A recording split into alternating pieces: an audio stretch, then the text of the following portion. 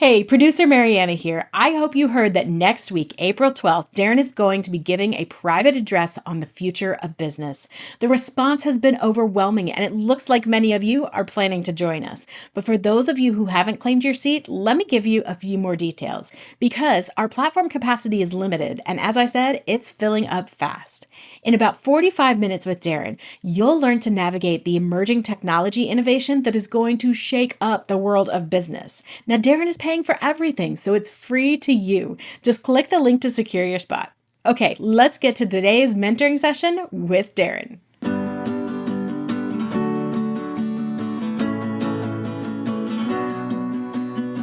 So here is a fantastic place to find your fortune. Wishing to encourage her young son's progress on the piano, a mother took her small boy to a concert of the famous pianist Paderewski. After they were seated, the mother spotted a friend in the audience and she walked down the aisle to greet her. Seizing the opportunity to explore the wonders of the concert hall, the little boy rose up and wandered his way through a door marked "No Admittance." When the house lights dimmed and the concert was about to begin, the mother returned to her seat and discovered that her son was missing. Suddenly, the curtains parted and the spotlights focused on the impressive Steinway piano on stage. In horror, the mother saw her little boy sitting at the piano. Innocently, he then began to play chopsticks. The crowd reacted with anger. Some shouts were heard. "Take the boy away! Who's bringing a little boy to a concert?" one shouted. When the famous Paderewski heard the uproar backstage, he grabbed his coat and rushed to the stage. Realizing what was going on, he went to the piano. Reaching around the little boy from behind, the master began to improvise a counter melody to chopsticks. As the two of them played together, Paderewski kept whispering in the boy's ear, "Keep going. Don't quit, son. Don't stop. Don't stop." Together, the old master and the little boy transformed an embarrassing situation into a wonderfully creative experience, and the audience was mesmerized. Often, what goes very wrong is the beginning of something going very right. What starts out as a mistake can be turned into a miracle. Many significant inventions and medicines were discovered by accident. While the inventors were trying to develop something quite unrelated, something miraculous was discovered. Sir Alexander Fleming interrupted his experiments with the influenza virus for a 2-week holiday. When he returned, he found that mold had started to grow, which deterred the virus. That is what spawned one of the biggest medical breakthroughs in history, penicillin, now used to treat everything from acne to pneumonia. Originally aiming to develop a treatment for angina, Pfizer found that their new prototype drug was igniting erections in men during the tests.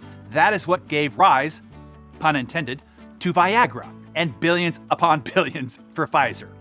Engineer Percy Spencer was attempting to develop energy sources for radar equipment. One device that he tested melted the chocolate bar in his pocket.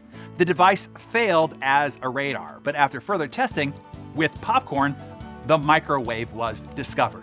Dr. John Pemberton, seeking a method to wean people off of morphine and other drugs, including himself, created a cocaine and caffeine-filled alcoholic drink. But when Prohibition hit, Pemberton was forced to take the alcohol out of his formula, leaving just the sugar water and the cocaine, which remained for decades thereafter. Thus, the first bottle of Coca-Cola was made in 1886.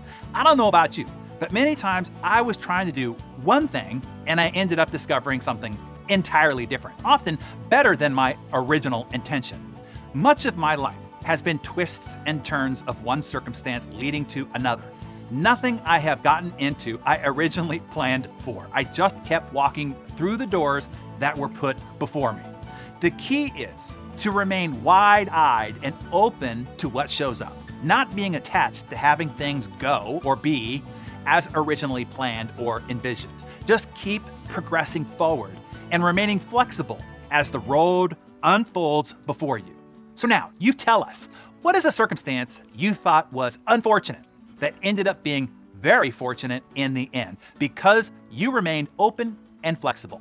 Write those down in your Darren Daily Journal for your reflections, and then share your experiences. I'm sure it will encourage others who might be stuck in the unfortunate perception, to start looking for the fortune that might come out of it.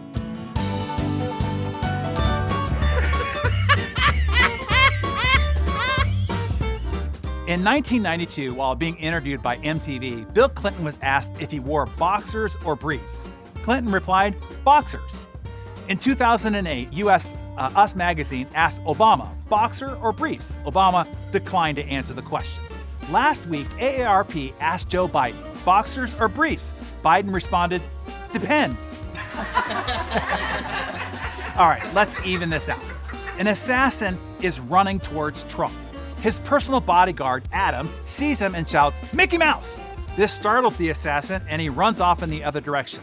Trump turns to his bodyguard, Adam, and says, whew, thank you, but why did you yell Mickey Mouse? And the bodyguard, Adam, replies, sorry, sir, I meant to say Donald Duck.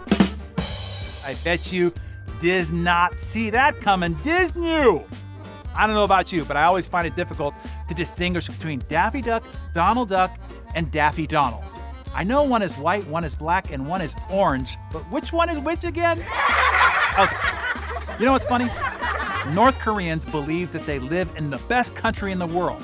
This is only because they are totally brainwashed by the government and the media, when every American knows that America is the best country in the world. Oh, wait. All right. Have a great weekend, everybody. See you on the flip side.